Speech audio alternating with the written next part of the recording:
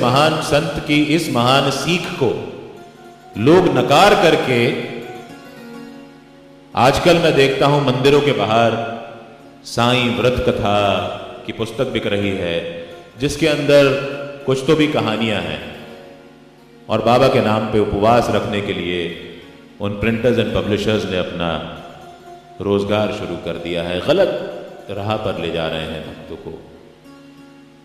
मैं इस कथा के माध्यम से सेक्टर 40 के पदाधिकारियों से भी निवेदन करूंगा और उन तमाम मंदिर के व्यवस्थापकों से निवेदन करूंगा कि कृपया बाबा को किसी का रोजगार, किसी की दुकानदारी मत बनने दीजिए। बाबा के सच्चरित्र में जो चीज उन्होंने उल्लेखित की है, जिस बात की व्याख्या की है, उस पे हम सब चलें और उसी संदेश को प्रचारित प्रसारित करें, तो बाबा के प्रति यही हमारी सच्ची आदरांजलि होगी। आप सभी श्रद्धालुओं से मेरा निवेदन है कि यदि आप उपवास करना चाहते हैं तो जैसा महात्मा गांधी कहते थे वैसा जरूर करें। उसको कोई रिलीजियस नाम ना दें कि मैं फला भगवान के लिए उपवास कर रहा हूं। आप उपवास करें, लेकिन in order to detoxify your body once a week. हफ्ते में एक बार आप खाना ना खाएं, जो उल्टी सीधी चीजें आप खाते हैं वो ना खाएं, और आराम से एक दिन अपनी अतड़ियों को भी आराम दीजिए, जिससे वो शुद्ध हो जाए और उन पे जो प्रेशर पड़ता है वो वापस अपना नॉर्मल स्वरूप प्राप्त कर सके।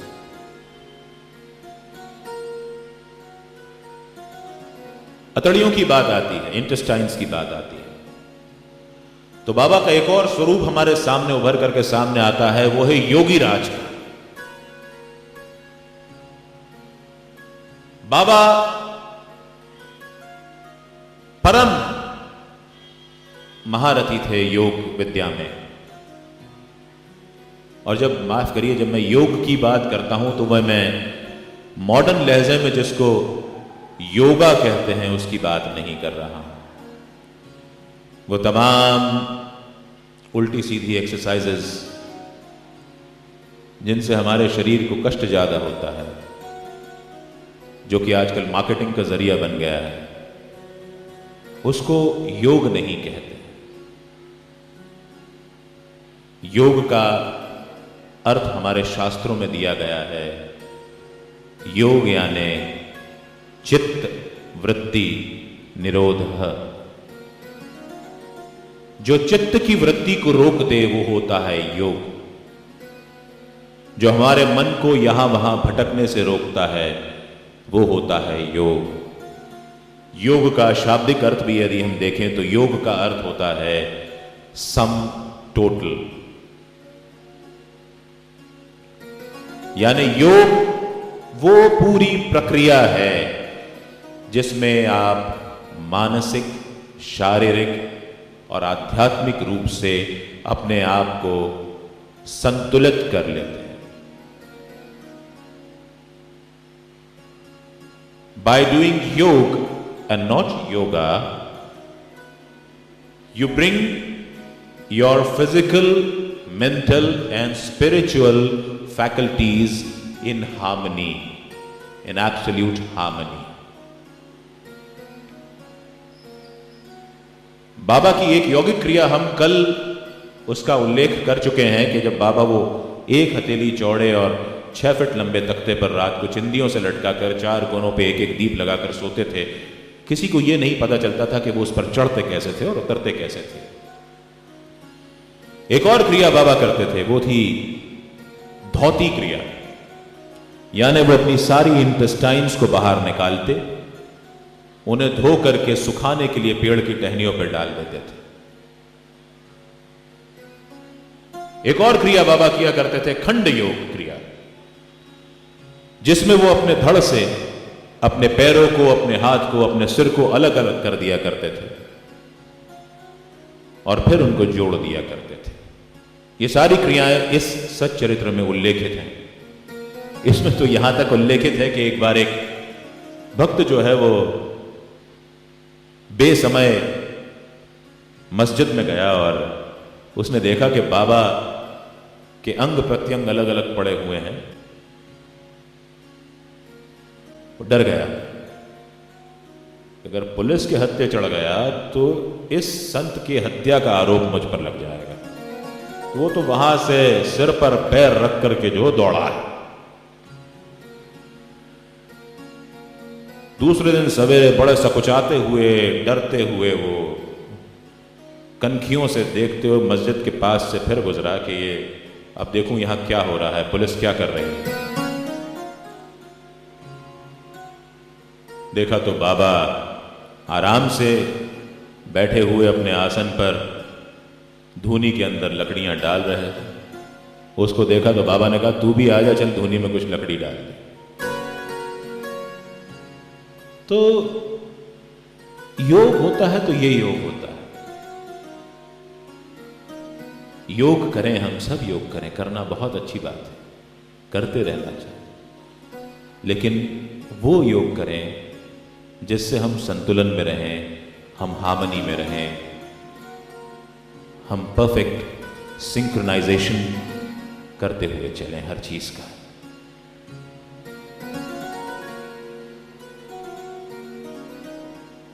बाबा जब रात को सोते थे द्वारका माई मस्जिद में, तो उनके साथ भक्त महालसापति और तात्या कोते पाटिल भी सोते थे और बड़े अद्भुत तरीके से ये सोते थे। तीनों के पैर एक दूसरे से लगे हुए, एक का सिर उत्तर की तरफ, एक का सिर पूरब की तरफ, एक का सिर पश्चिम की तरफ। तात्या तो बड़े छोटे थे इसलिए बाबा उनको बहुत प्यार से रखते थे, और तात्या यानी बायजाबाई के साहबजादे सुपुत्र।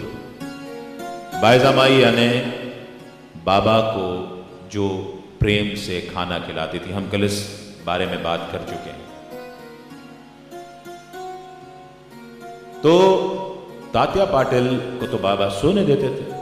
भक्त महालसापति को बाबा ने ये ड्यूटी दे रखी थी कि सुन महालसा, मैं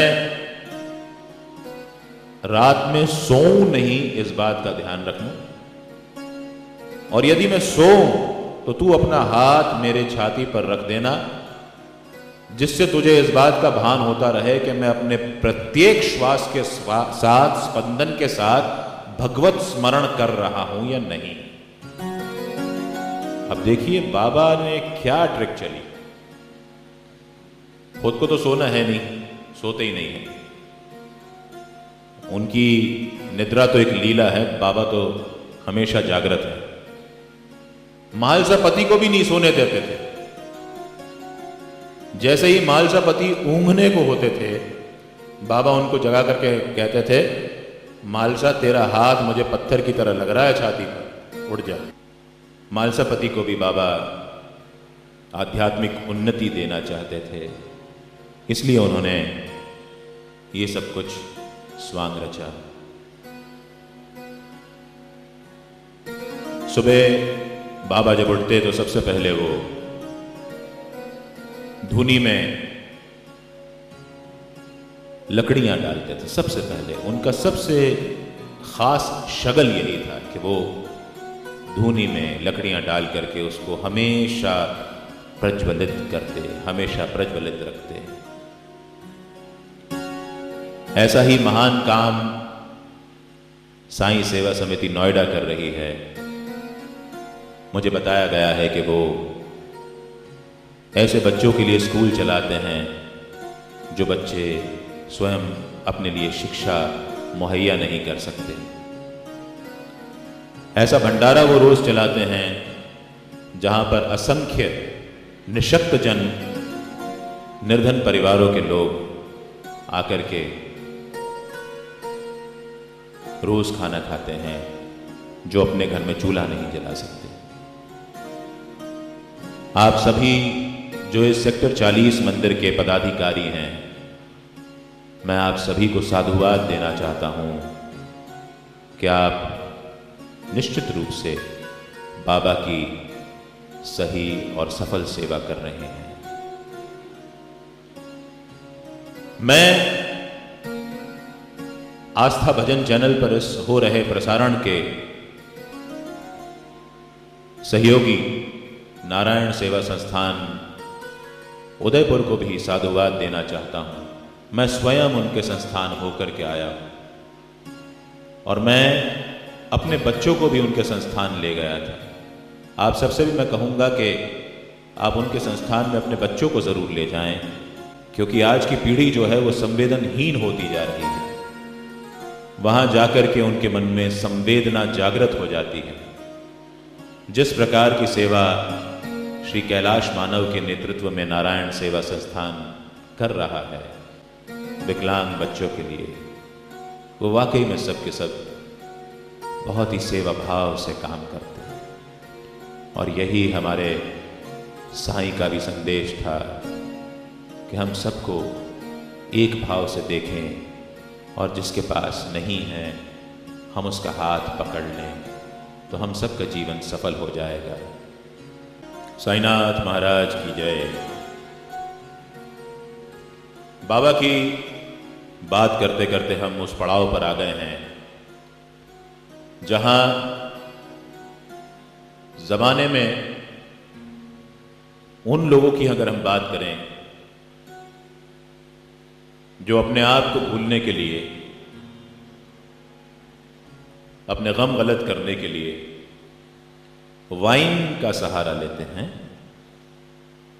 मैं उनसे निवेदन करूंगा कि एक बार डिवाइन का सहारा भी जरूर लीजिए। डिवाइन में जब आप डूब जाएंगे तो वाइन को जरूर भूल जाएंगे। Sai is divine.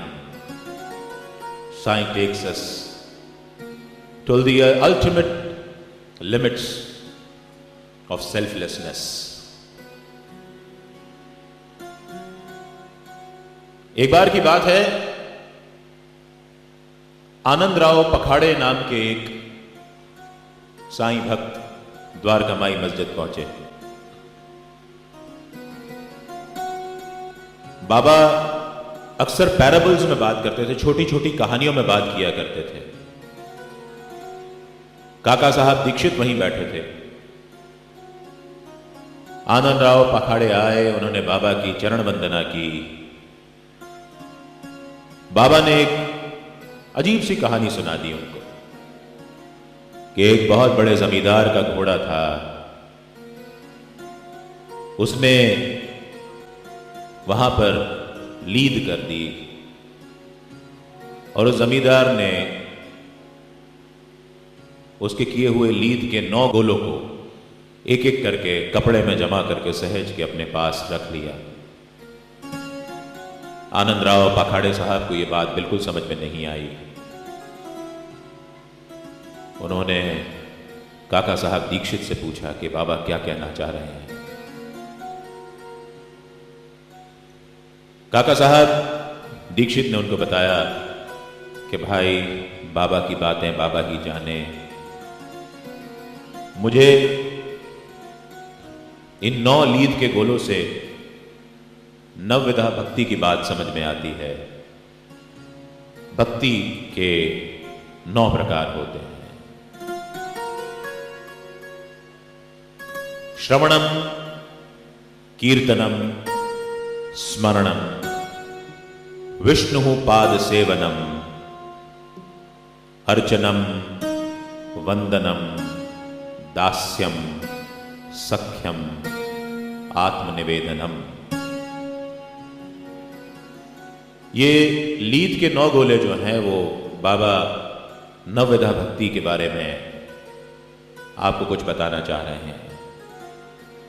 लेकिन हम नवविधा भक्ति की बात करें उससे पहले हम थोड़ी सी कोशिश ये करें कि भक्ति क्या होती है।